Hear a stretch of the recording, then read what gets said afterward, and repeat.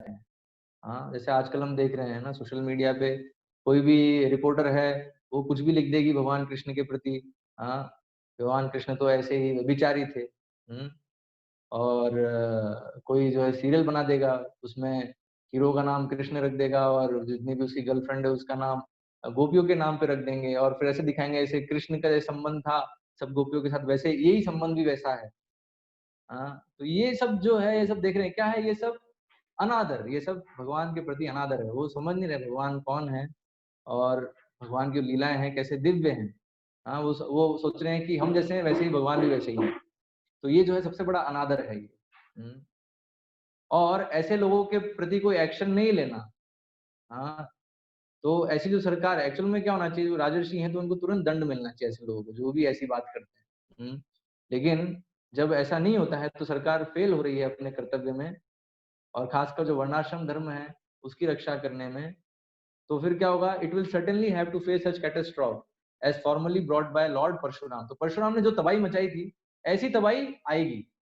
You can not avoid, है ना? तबाही जो है वो आएगी जब भी हम ऐसे वर्णाश्रम धर्म के अंतर्गत अगर नहीं होगी सोसाइटी और खासकर जो सरकार है अगर वो फेल हो जाएगी उसको प्रोटेक्ट करने में, तो फिर ऐसी जो तबाही है वो मचेगी। तो इसलिए हम देखते हैं कलयुग में आए दिन जो है ये तबाही होती रहती है। अभी हम जब डिस्कशन कर रहे हैं तो दुनिया के किसी न किसी कोने में ये जो जो तबाही है वो मच रही है। हमें पता नहीं चल रहा है क्योंकि हम हमें तो वही पता चलता है जो मीडिया बताती है। लेकिन एक्चुअल में जैसे हम देखेंगे सीरिया है ना? सीरिया हो गया, अफ़गानिस्तान है ना? इन जगहों पे और जैसे अफ्रीका में तो बहुत ही जो भुखमरी जो हम आज डिस्कस कर रहे हैं एक्चुअली पूरा अफ्रीका उससे प्रभावित है भुखमरी से। हुँ। तो कलयुग में ऐसी स्थिति है। कारण क्या है? क्योंकि पाप कर्म, है ना? पाप कर्म और फिर सरकार भी जो है प्रजा को एनकरेज कर रही है पाप कार्यों में और वो खुद भी सरकार भी पाप कार्यों में लग रही है और वर्णाश्रम धर्म के अनुसार उसको प्रोटेक्शन वर्णाश्रम धर्म को प्रोटेक्शन नहीं मिल रहा है। हाँ, तो इसलिए हम देखते हैं भगवान राम जो हम बोलते हैं राम राज्य, तो राम राज्य का जो स्पेशलिटी है, खासियत है, वो क्या था? वो यही था कि भगवान राम पूरा इंश्योर किए, पक्का किए कि वर्णाश्रम धर्म के नियम जो है उसका वो नियम नहीं टूटे। क्योंकि अगर बस इसको अगर फॉलो किया जाए कि वर्णाश्रम के सारे नियम पालन हो तो एक्चुअल में जो समाज है वो सुखी और संपन्न रहेगा। नो डाउट अबाउट है ना, वो फैक्ट है। तो इसलिए राजा का कर्तव्य बस ये इंश्योर करना, ये निर्धारित करना कि वर्णाश्रम के सारे नियम पालन हो रहे हैं। जैसे ही एक भी नियम टूटा तो तुरंत फिर ये सारी तबाहियों के लिए हम एक्सपोज कर रहे हैं पूरे मनुष्य समाज को। तो जो है ये स्थिति है ना? अभी अ, जो ये बताया है कि जो ये 3 चीज़ें होंगी कलयुग में, क्या है? एक तो वर्षा की कमी, अ, भुखमरी और फिर हेवी टैक्सेशन जो होगा। हुँ। तो एक्चुअली ये कैसे सीक्वेंस में होगा ये बहुत और डिटेल में बता रहे हैं प्रभुपाद यहाँ भागवतम के 5वें स्कंद में। 5वें स्कंद का ये 26वां अध्याय है और 27वां श्लोक है। दरअसल 26वां अध्याय क्या है? नो साउंड, साउंड नहीं आ रही?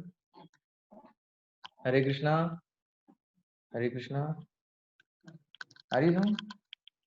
और राधे प्रभु को नहीं आ रही शायद। हरे कृष्णा, सबको साउंड आ रहा है ना? ओके, ठीक है, ओके। तो और ये 26वां अध्याय जो है 5वें स्कंद का ये 26वां अध्याय है, तो इसमें जो सारे जो नरक हैं उसका डिस्क्रिप्शन है। सबका नहीं है, जो मुख्य हैं, जो मुख्य नरक हैं उनका डिस्क्रिप्शन है।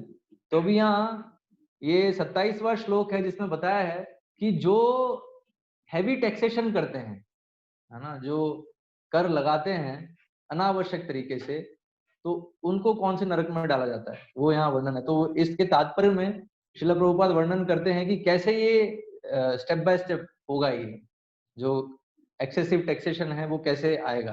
तो यहाँ बताया because human beings are becoming more and more sinful, तो जो मनुष्य हैं वो और पापी होते जा रहे हैं, तो क्या होगा?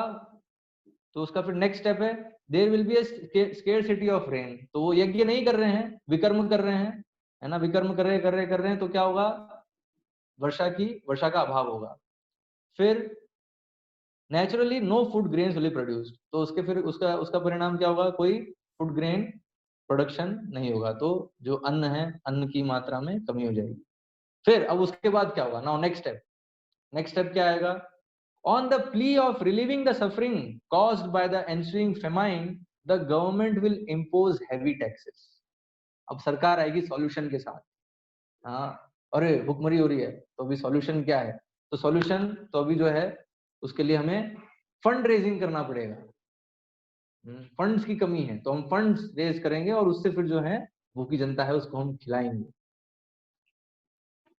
तो government will impose heavy taxes, तो अभी फंड कैसे रेज करेंगे सरकार, तो उसके लिए उसको हैवी टैक्सेस, ऑलरेडी टैक्सेस जो है ऑलरेडी अभी देखा, अभी जब हम वर्तमान समय है जिसमें हम डिस्कशन कर रहे हैं अभी, तो ऑलरेडी जो बिजनेस क्लास है वो ऑलरेडी कर पीड़ित है। जैसे मैं मिलता हूँ बहुत सारे बिजनेसमैन से, तो सब यही बोलते हैं कि बहुत जो है टैक्स अगर क्या बोलते हैं कि अगर वास्तव में अगर वो सारे टैक्स अगर पे करें, तो ऑलमोस्ट उनकी जो इनकम का बहुत ही जो मेजर हिस्सा है वो टैक्स में चला जाए। तो ऑलरेडी ये स्थिति है। नाउ जब ये स्थिति आएगी, जब भुखमरी वाली स्थिति आएगी, तो फिर और ये जो है बढ़ने वाला है, टैक्सेशन और बढ़ेगा।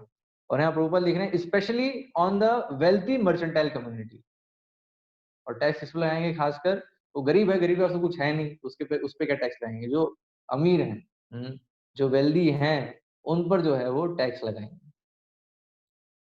इन this words the members of such government are described as दस्यू थीव्स, तो ऐसे जो ये सरकार के जो सदस्य हैं, तो वो क्या हैं, वो उनको बताया दस्यू, दरअसल चोर हैं।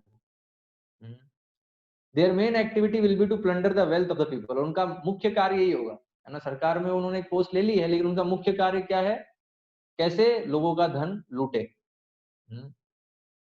तो अभी वेदर अ हाईवे रॉबर और अ गवर्नमेंट थीफ, तो चाहे से वो हाईवे रॉबर हो, है ना, मतलब हाईवे पे जा रहे हैं वो चोरी कर रहा है, डकैती कर रहा है, या सरकारी चोर, गवर्नमेंट थीफ बताया, दोनों कोई भी चोरी कर रहा है वो किसी भी तरीके से, खासकर ये टैक्स वाली जो है, तो उसके लिए पनिशमेंट यहाँ बताया है, such a man will be punished in his next life by being thrown into the hell known as सार में आदन। तो सार में आदन करके एक नरक है, उसमें जो है इन लोगों को डाला जाता है, यमराज वहां पे इन लोगों को डालते हैं, और इनको बहुत बहुत ही बुरी सजा मिलती है। इनको क्या सजा मिलती है वहां उस नरक में, where he will suffer greatly from the bites of ferocious dogs, तो वहां पे खूंखार कुत्ते होते हैं, बहुत ही खूंखार कुत्ते होते हैं, वो जो है एक साथ उसको काटते हैं। और यहाँ नंबर ही बताया 720 डॉग्स, है ना। तो ये जो प्लेनेट है ना, सार में याद ना, ये जो नरक है, इस नरक में 720 डॉग्स हैं, 720 कुत्ते ऐसे खूंखार कुत्ते हैं। और कैसे कुत्ते हैं, कैसे खूंखार हैं, इनके जो दांत हैं वो बिल्कुल वज्र के जैसे हैं, है ना। वज्र जो बिजली गिरती है तो उसकी जो शक्ति होती है ना, उतनी शक्तिशाली इनके दांत होते हैं। तो ऐसे दांत वाले 720 कुत्ते होते हैं जो एक साथ इस पापी व्यक्ति पे आक्रमण करते हैं। तो ये जो है तो नेचुरल उसको खाते हैं, और वो जो दर्द है उसको पीड़ा सहनी पड़ती है, उसकी सजा है जो भी उसने ऐसे जो है चोरी डकैती करी। तो under the orders of the agents of Yamraj these dogs voraciously devour such sinful people. तो अभी यहाँ तो अभी टैक्स कैसे, तो वो भी बोलेंगे अरे तो टैक्स कैसे होना चाहिए, टैक्स का उपयोग किस तरीके से होना चाहिए। तो यहाँ पृथु महाराज के सेक्शन में ये आता है, भागवतम के चौथे स्कंद के 16वें अध्याय का ये छठा श्लोक है। उसके तात्पर्य में श्रील प्रभुपाद बता रहे हैं कि टैक्स का कैसे कैसे टैक्स लेना चाहिए और कैसे उसका उपयोग होना चाहिए। हाँ, तो टैक्स यहाँ बताया मैक्सिमम 1/4 तक जो है वो ले सकता है, उसका उपयोग यहाँ बताया, उपयोग जो है कैसे बताया, tax revenues should be distributed to the citizens in times of need during emergency such as famine और फ्लड। तो एक्चुअल में जब भी ऐसे भुखमरी और या फ्लड, हाँ, जैसी कोई भी आपदा वाली स्थिति होती है, तो उस समय दरअसल ये जो टैक्स का जो रेवेन्यू है उसको यूज करना चाहिए।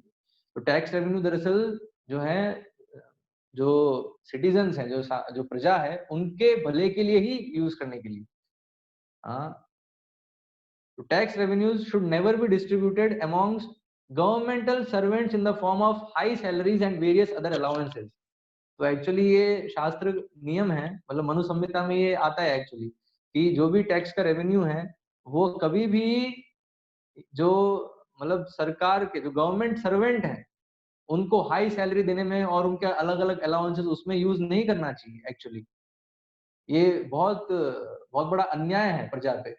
लेकिन प्रजा जो है, कलयुग की प्रजा समझती नहीं, वो जो है मतलब स्वीकार कर लेते हैं इसको, लेकिन एक्चुअल में अन्याय है। ये बताइए, ये दंड है। जो भी ऐसा करते हैं ना, तो उनको फिर जैसे ये जो सार में यातना नरक है, वो उस सरकार के जितने भी लोग हैं, उनको ऐसे सार में यातना नरक में जाना पड़ेगा।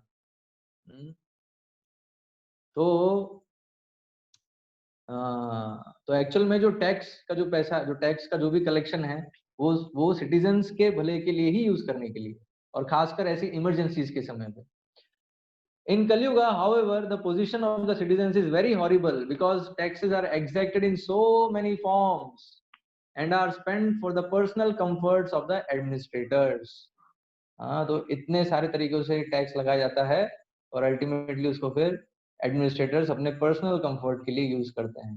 तो उनको जो है ये सार में यादन नरक में ये शरीर त्याग करने के बाद उनको इस सार में यादन नरक में जाना होगा। तो अभी सॉल्यूशन क्या है इसका? तो सॉल्यूशन यहाँ बताया, Krishna consciousness is the only solution. क्योंकि कृष्णा कॉन्शियसनेस का मतलब क्या है? Free from all sinful activities, है ना? तो ये सब विकर्म के कारण हो रहा है ना, तो विकर्म में नहीं, अब विकर्म में नहीं होती तो उसके लिए क्या करना होगा? उसके लिए हमको जो है मतलब एटलीस्ट जो लीडर्स हैं समाज के, जो श्रेष्ठ लोग हैं, एटलीस्ट वो कृष्णा कॉन्शियस होने चाहिए, तो फिर जो प्रजा है उनको फॉलो करेगी। इसलिए हम देखते हैं भगवान जब ये ज्ञान जब चौथे अध्याय में बता रहे हैं ज्ञान योग में, तो उसमें भगवान बता रहे हैं दरअसल इमम राजर्षयो विदुः। ये जो ज्ञान है वो राजर्षियों की परंपरा में आ रहा है, मतलब राजाओं को ये ज्ञान होना चाहिए क्योंकि उनको प्रजा को इसी ज्ञान से मार्गदर्शन देना है। तो फिर क्या ऐसी कोई स्थिति नहीं आएगी, ऐसी जो जितनी भी प्राकृतिक आपदाएं हैं वो नहीं आएंगी।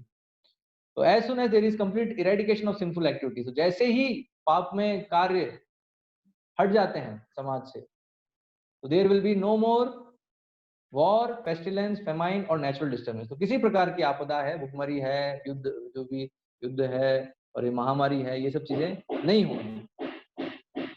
तो बोलेंगे क्या प्रूफ क्या है? ये तो बस आप बोल रहे हैं, इसका प्रूफ क्या है? तो प्रूफ है, this was actually prevailing during the reign of Maharaj Yudhishthir. तो युधिष्ठिर महाराज के काल में ऐसा ही समय था, और इनफैक्ट रामायण में भी हम सुनते हैं भगवान राम के काल में भी यही स्थिति थी। हाँ, तो एक्चुअल में ये पॉसिबल है, लेकिन हमें ये नियम पालन करना होगा, तब जाके हो पाएगा। तो इसलिए बताया है जब भी ऐसे, चलो ठीक है, अभी तो अब क्या करना है? अभी तो हम इस स्थिति में आ गए हैं, है ना? अभी जो है महामारी है और महामारी भुखमरी से अभी हम जूझ रहे हैं और बढ़ने वाली है, तो अभी क्या करना चाहिए? तो ठीक है, अभी भी देर नहीं हुई है, अभी भी हम जो है सब मिलके यज्ञ कर सकते हैं, और खासकर कलयुग के लिए बताया है संकीर्तन यज्ञ। तो Bhagavad Gita recommends that we perform yajna sacrifice. By the performance of yajna, sufficient clouds gather in the sky, and when there are sufficient clouds, there are sufficient rainfall. ठीक है? तो इस तरीके से जो है हम अगर यज्ञ करेंगे तो वर्षा होगी, वर्षा होगी तो फिर जो है अन्न होगा, हाँ, और अन्न से जो है हमारी एटलीस्ट जो मूलभूत आवश्यकता है वो होगा। तो according to this arrangement, human beings should perform the sacrifice recommended in the Shastras. And if they do so, there will be no longer food scarcity. तो फूड स्केर्सिटी का सॉल्यूशन है इधर क्या है? परफॉर्म यज्ञ, जो सर शास्त्रों में रिकमेंडेड है। तो अभी कलयुग के लिए क्या रिकमेंडेड है शास्त्रों में? संकीर्तन यज्ञ। संकीर्तन यज्ञ जो है उसमें लगना चाहिए। अभी यहाँ प्रभुपाद अपने एक प्रवचन में ये भागवतम, श्रीमद् भागवतम के प्रथम स्कंद के 10वें अध्याय का चौथा श्लोक है, क्योंकि 1973 में मायापुर में प्रभुपाद ने प्रवचन दिया, तो उसमें प्रभुपाद बहुत ही सुंदर चीज कह रहे हैं, मतलब आप लोग सुनेंगे तो आपको भी अच्छा लगेगा प्रभुपाद कैसे एक्सप्रेस कर रहे हैं इस चीज को। हाँ, तो प्रभुपाद कह रहे हैं, so God Krishna fulfills all our desires. ठीक है, तो ये फैक्ट है, एक्चुअली में हमारी सारी जो आवश्यकता है, इच्छा है, हर चीज कृष्ण ही पूरी कर रहे हैं। Now in Bengal we are seeing some rains. वो बात कह रहे हैं, अभी हम बंगाल में भी देख रहे हैं, कब का ये समय? 1973। ठीक है, 1973 का समय है ये। तो उस समय प्रभुपाद कह रहे हैं अभी हम बंगाल में कुछ वर्षा देख रहे हैं, but in other parts of India there is no rain. लेकिन बाकी जो क्षेत्र हैं भारत के उसमें रेन नहीं है। और हम देखते हैं अगर आप साइंस ऑफ सेल्फ रियलाइजेशन आत्म साक्षात्कार का विज्ञान जो पुस्तक है उसमें पढ़ेंगे तो उसमें एक लेटर भी है हैदराबाद के मिनिस्टर का पत्र है प्रभुपाद को कि कैसे भुखमरी है, अकाल वाली स्थिति है, तो आप लोग कुछ मदद करिए। फंड रेजिंग, वही वहाँ फंड रेजिंग कर रहे हैं वो। तो प्रभुपाद वहाँ उनको बताते हैं, वापस पत्र लिखते हैं, बताते हैं फंड रेजिंग से कुछ नहीं होने वाला है, जो है वर्षा होनी चाहिए। और वर्षा कब होगी? जब यज्ञ होगा, तो संकीर्तन यज्ञ। और एग्जैक्टली हुआ भी। प्रभुपाद फिर गए अपने भक्तों के साथ और वहाँ हैदराबाद में संकीर्तन किया उन्होंने। उसके बाद कुछ समय बाद ही वर्षा वहाँ आई। उससे पहले पूरा जो है अकाल था, सूखा था पूरा। तो प्रभुपाद ने लिख रहे हैं आई हैड बीन हैदराबाद, है ना, हैदराबाद, अहमदाबाद, ऑल ड्राई, सब जगह सूखा है। In Bombay also people are very much unhappy, है, लोग बिल्कुल बहुत दुखी हैं यहाँ बॉम्बे में भी। There is famine, declaration of famine, तो उस समय ऐसे डिक्लेयर कर दिया, फेमाइन सूखा डिक्लेयर कर दिया, जैसे अभी महामारी डिक्लेयर कर दिया नहीं, वैसे ही उस समय सूखा डिक्लेयर हो गया था। So if there is no पार्जन्य, तो अगर अगर वर्षा नहीं है, देन एवरीथिंग फिनिश्ड, तो सब कुछ खत्म। आपकी बहुत सारी स्कीम है, समझिए सरकार की बहुत सारी स्कीम होती है, 10-year plan, 5-year plan and so many plans, they will all dry up, वो सब सूख जाएगा। अगर वर्षा नहीं होगी तो जितने भी प्लान है वो सब सूख जाएंगे।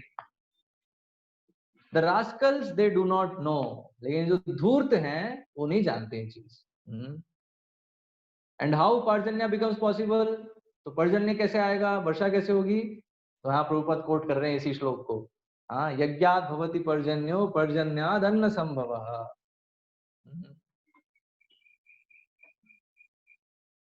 यू परफॉर्म यज्ञ, हाँ, देयर विल बी पर्जन्य, तो इसलिए यज्ञ करोगे तो पर्जन्य होगा।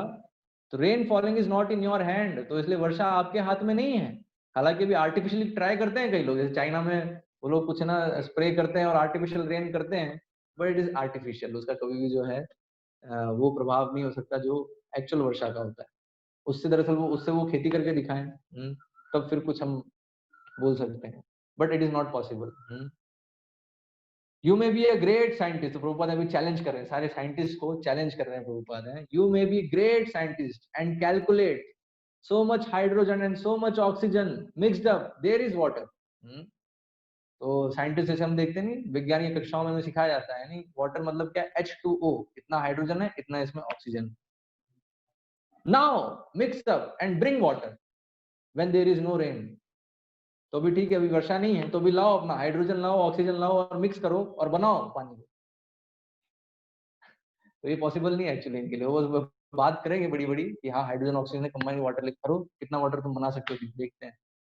सो this so called scientist philosophers all of them are rascals. यार ये सब धूर्त हैं, ये सारे जो वैज्ञानिक हैं जो अपने आप को पोज कर रहे हैं, अपने आप को दिखा रहे हैं बड़े ज्ञानी के रूप में, ये सब क्या है, ये धूर्त है एक नंबर के। We should take instruction from shastra, actual में हमें शास्त्रों से इंस्ट्रक्शन लेना चाहिए। तो शास्त्रों का इंस्ट्रक्शन क्या है कि अगर आप भगवान को सेटिस्फाई करेंगे, if you satisfy the senses of the lord, तो अगर आप भगवान की इंद्रियों को तुष्ट करेंगे, then your senses will be satisfied automatically, तब जो है हमारी इंद्रियां सेटिस्फाई होंगी। अगर हम अपनी इंद्रियों को पृथक तरीके से सेटिस्फाई करने की कोशिश करेंगे तो कभी वो सफल नहीं होगा प्रोग्राम, वो हमेशा असफल ही होने वाला है। तो इसलिए यहाँ बताया सीक्रेट ऑफ हैप्पीनेस है ना, जो जो फॉर्मूला है हैप्पीनेस का, वो क्या है कि हमें भगवान की इंद्रियों को तुष्ट करना है, तो उससे हमारी इंद्रियां भी तुष्ट होंगी। तस्मिन तुष्टे जगत तुष्टो, भगवान के संतुष्ट होने से सब जो है संतुष्ट हो जाते हैं। But if you neglect to satisfy senses of the lord and if you want to satisfy your senses, that will not be done.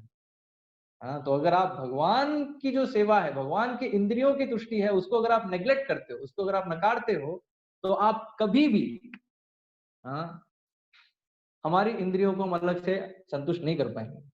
It will not be done, वो नहीं हो सकता। तो अभी प्रभुपाद उदाहरण दे रहे हैं महाराज युधिष्ठिर का, युधिष्ठिर महाराज।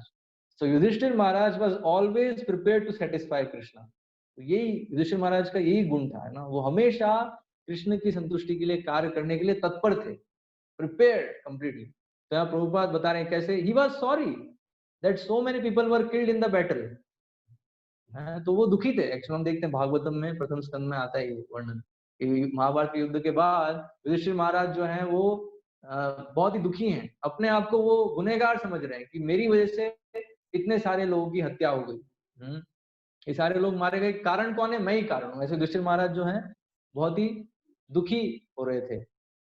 तो ही वाज सॉरी, कितने सारे लोग मारे गए, वो तो खुश नहीं थे वो इस युद्ध से। युधिष्ठिर महाराज भी जो है खुश नहीं थे। लेकिन फिर क्या स्थिति थी? Oh Krishna wanted, Krishna is satisfied, that's all right, that's all right, never mind so many people have been killed. तो युधिष्ठिर महाराज फिर कैसे समझाए अपने आप को? ठीक है, तो कृष्ण जो है चाहते थे, कृष्ण संतुष्ट हैं, ओके, तो ठीक है, नेवर माइंड, तो इसलिए कोई दिक्कत नहीं अगर इतने सारे लोग मारे भी गए। तो कारण क्या है? अगर कृष्ण के आदेश पर अगर लोग मारे जाते हैं तो उनका ही उद्धार होता है। तो असुर, वो सारे असुर हैं, वो असुरों का शुद्धिकरण हो रहा है। लेकिन फिर भी यहाँ युधिष्ठिर महाराज खुश नहीं है, but personally he was not happy, but Krishna was satisfied, Krishna wanted this fight, है ना। तो ये जो है कृष्ण चाहते थे और कृष्ण सेटिस्फाइड थे, ये देखकर युधिष्ठिर महाराज भी सेटिस्फाइड थे। ठीक है, तो ये जो है फॉर्मूला है सेटिस्फेक्शन का। और जो ये सारी जो आपदाएं जो भी हमारे ऊपर आ रही हैं, उनका सिर्फ यही सॉल्यूशन है कि पूर्ण तरीके से हम भगवान कृष्ण की चरणों में शरणागत हों और उनकी सेवा में पूरी तरह से नियुक्त रहें। अपनी सारी इंद्रियों को हम श्री कृष्ण की सेवा में लगाएं। तो आज हम यहीं पे विराम देते हैं। हरे कृष्णा। किसी को कोई प्रश्न हो आज के चर्चा पे तो पूछ सकते हैं।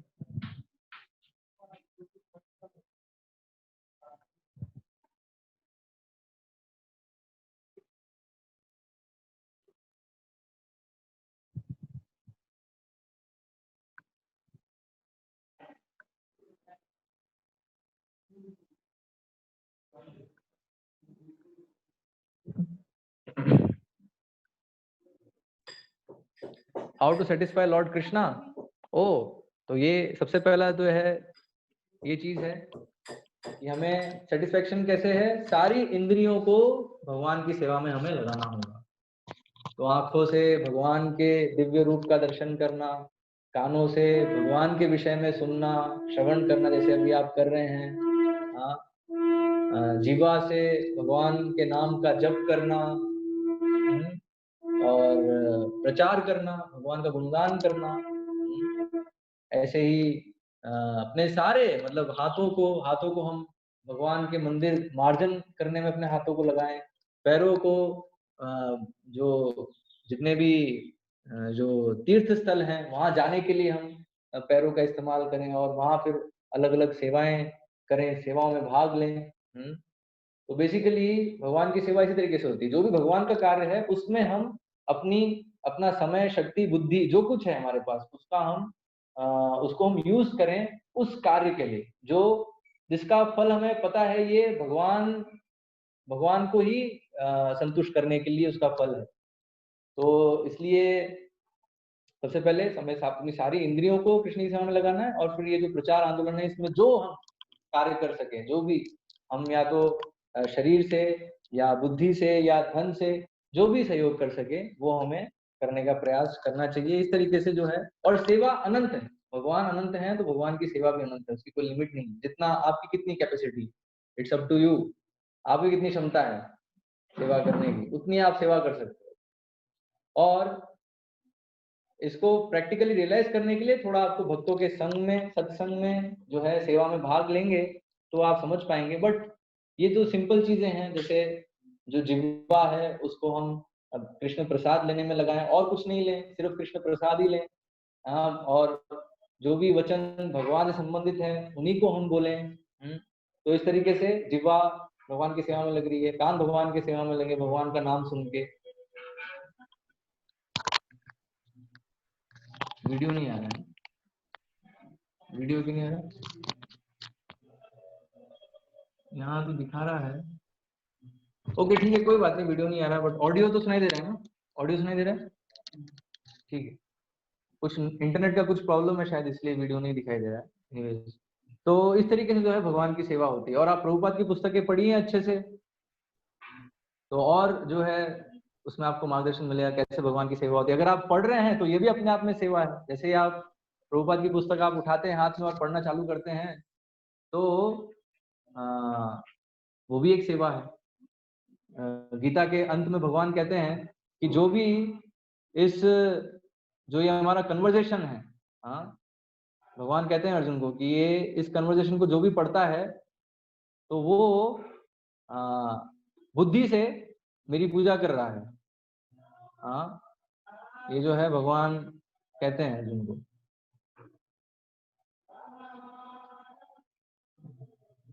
तो इस तरीके से जो है हमें भगवान की सेवा करनी है। और कोई प्रश्न है?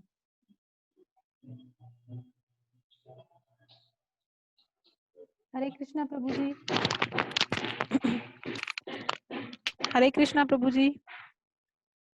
हरे कृष्णा। हाँ प्रभु जी, जैसा आप बता रहे थे कि सरकार को वर्णाश्रम धर्म का पालन करना चाहिए।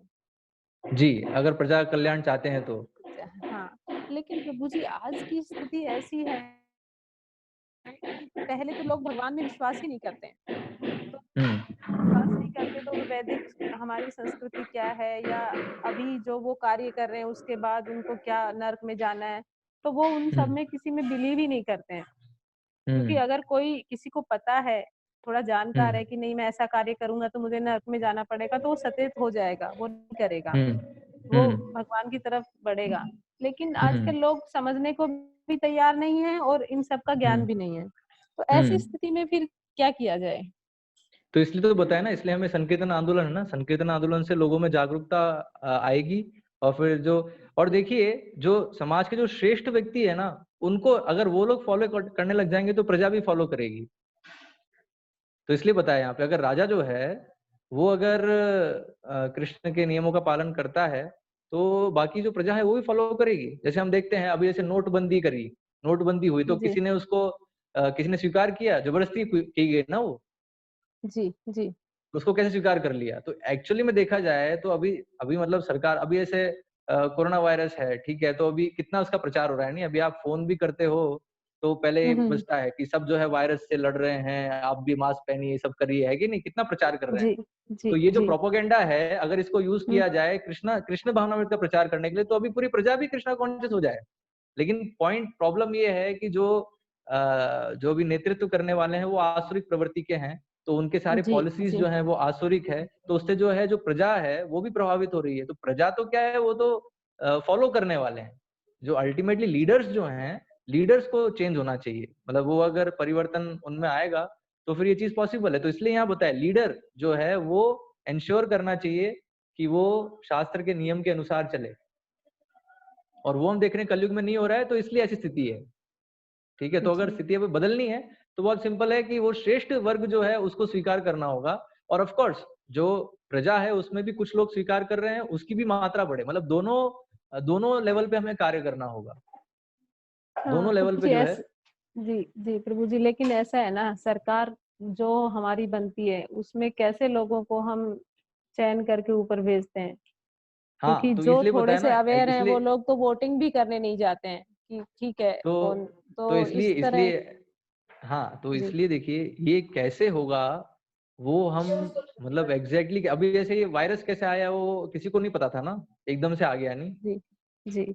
और एकदम से किसी ने सोचा नहीं था ना लॉकडाउन हो गया, लेकिन लॉकडाउन हो गया।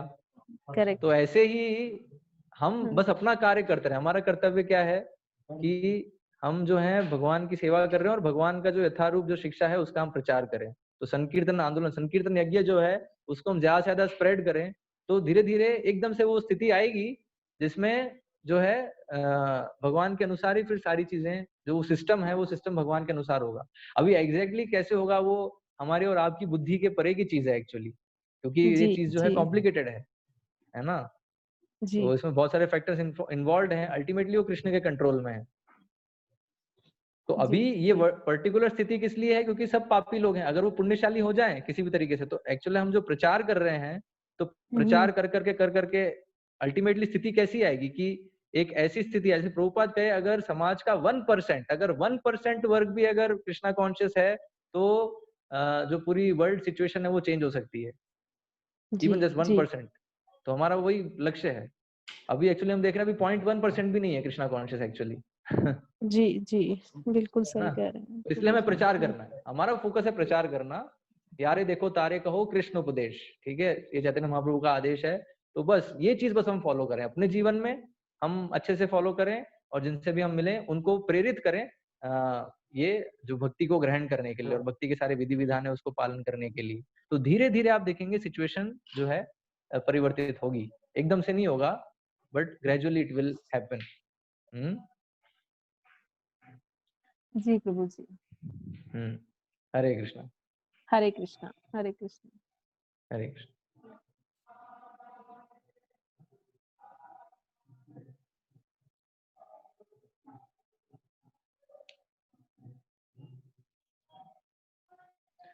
वीडियो चालू नहीं हो रहा है ना, नेट के कारण है।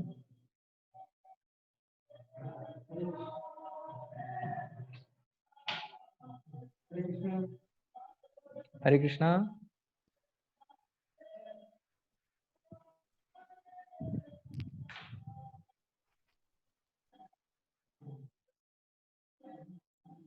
हरे कृष्णा।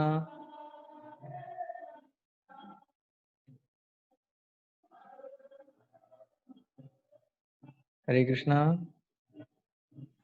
हरे कृष्णा।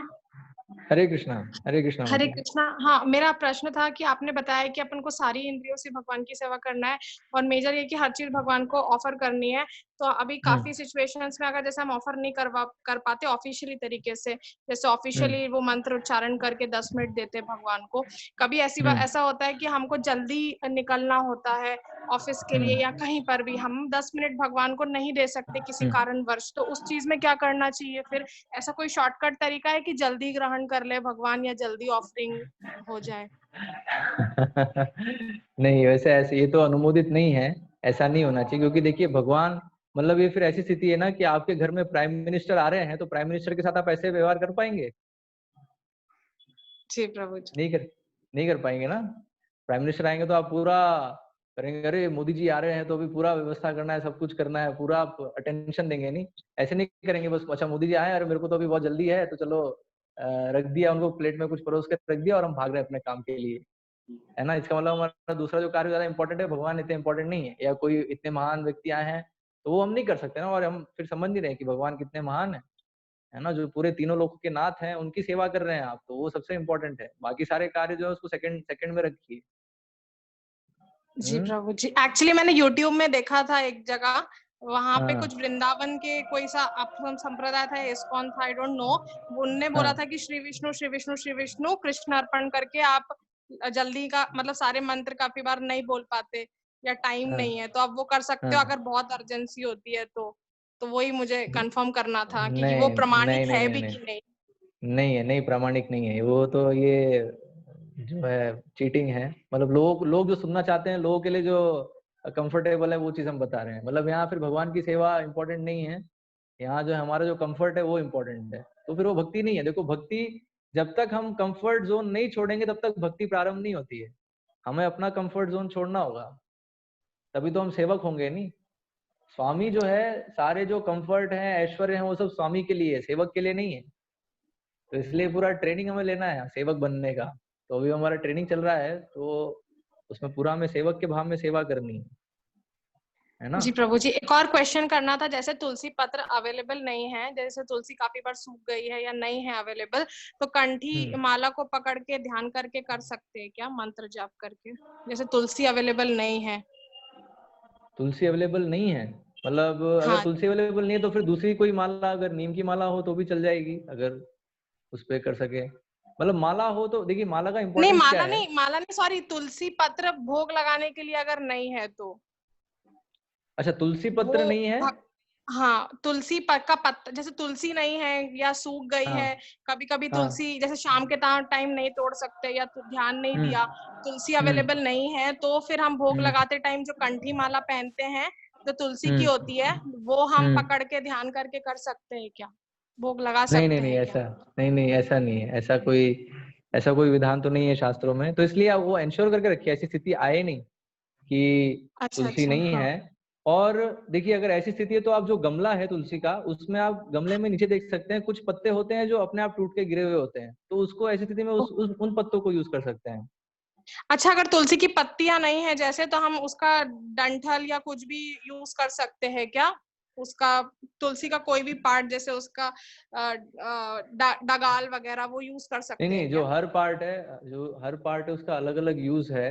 तो जो अच्छा खासकर जो प्रसाद है, भोग जब लगा रहे हैं तो उसमें तुलसी तुलसी का पत्ता जो है वही यूज होता है, वही यूज करना है हमें।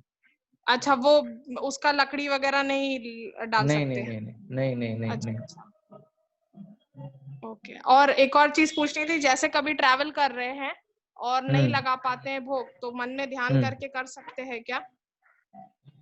हाँ, उस केस में जो है भगवान की एक तस्वीर आप साथ में रखिए और जो भी प्रयास करिए कि अन्न मतलब फल जो है उसको उसमें अगर काम चल सके तो बेस्ट है। और ऐसी अगर स्थिति आप ट्रैवलिंग कर रहे हो, थोड़ा प्लानिंग करिए कि जो प्रसाद है अपने साथ लेके चलिए आप कुकिंग करके, मतलब घर से ही, है ना। हम्म तो इस तरह की थोड़ा हम्म प्लानिंग करिए, मतलब ऐसी सिचुएशन आए नहीं, क्योंकि देखिए विषैल खायल अन्न मलिन होय मन। अगर आप किसी किसी ऐसे जिसकी चेतना अशुद्ध है, ऐसे व्यक्ति हम्म के द्वारा बनाया हुआ अगर खाना आप खाएंगे तो प्रकृति का नियम तो एक्ट करेगा। तो प्रकृति का नियम क्या है कि जो जो उसके उसकी जो काम वासना है, जिसने भी वो अन्न बनाया है, अन्न को कुक किया है, तो उसका जैसा मन है, जितना मलिन है वैसा ही मलिन हमारा मन भी हो जाएगा। जी। ठीक है। अच्छा, एक और प्रभु जी, तो एक और प्रश्न था, जैसे कभी तबीयत खराब होती है या कुछ ऐसा कारण हम्म हो जाता है कि हमको हम भोग लगाने के योग्य नहीं है, मतलब या स्नान नहीं हम्म किया है या हम्म अपवित्र हैं, हम्म उस केस में हम्म अगर हमको कभी केसेस में खुद कुकिंग करना पड़ता है और वो हम्म अगर कोई और अवेलेबल नहीं है भोग लगाने के लिए, तो क्या हम तो हम्म लगा नहीं सकते? तो फिर हम्म। हम जैसे थाली में ही जब हम लेते हैं तभी हम भगवान का ध्यान करके ले सकते हैं क्या उसको? हाँ, मतलब देखिए ये जो सिचुएशन है, ये तो अभी एक एक्सेप्शनल, मतलब क्या बोल सकते हैं हम, एक ऐसी सिचुएशन है जिसमें हमारे पास कोई उपाय नहीं है। जैसे मैं आपको बताता हूँ, देखिए साधारणतः क्या होता था जब संयुक्त परिवार होते थे, तो उसमें क्या है, क्योंकि एक ही घर है उसमें बहुत सारी माताएं हैं, तो जो भगवान की सेवाएं कभी रुकती नहीं थी। ठीक ठीक है, अगर एक माताओं को अगर कुछ प्रॉब्लम है तो ठीक है, जो दूसरी माताएं हैं वो उस मतलब भगवान की सेवा को ध्यान में रखती थी, तो ऐसे कोई दिक्कत आती नहीं थी। लेकिन अभी क्योंकि न्यूक्लियर फैमिलीज हैं, तो इसलिए जो है ऐसी समस्याएं आ रही हैं।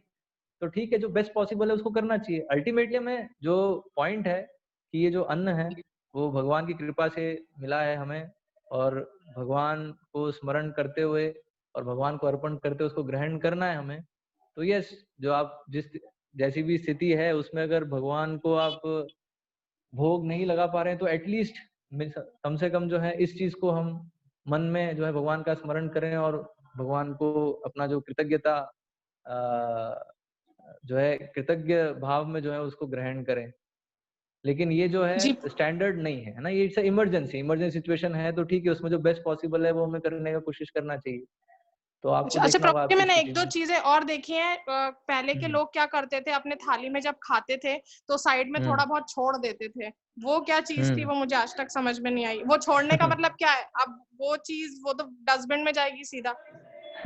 अब वो हाँ नहीं, वो वो चीज समझ एक्चुअली में नहीं क्या आई। है। लोग और कहते थे हमने भगवान को भोग लगा दिया इस तरीके से, मतलब they give this kind of an हाँ, एक्सप्लेनेशन। तो वो तो वो क्या मुझे है, आज तक समझ नहीं। नहीं वो जो आपने देखा है ना वो क्या है, डिग्रेडेशन है। जो एक्चुअल में जो नियम था कि पहले जो भी कुकिंग जो किचन में बनेगा पहले भगवान को भोग लगेगा और उसके बाद फिर सब प्रसाद के रूप में ग्रहण करेंगे। उस सिस्टम में भगवान की एक अलग थाली होती है, स्पेशल थाली, उसमें भगवान को भोग लगता है।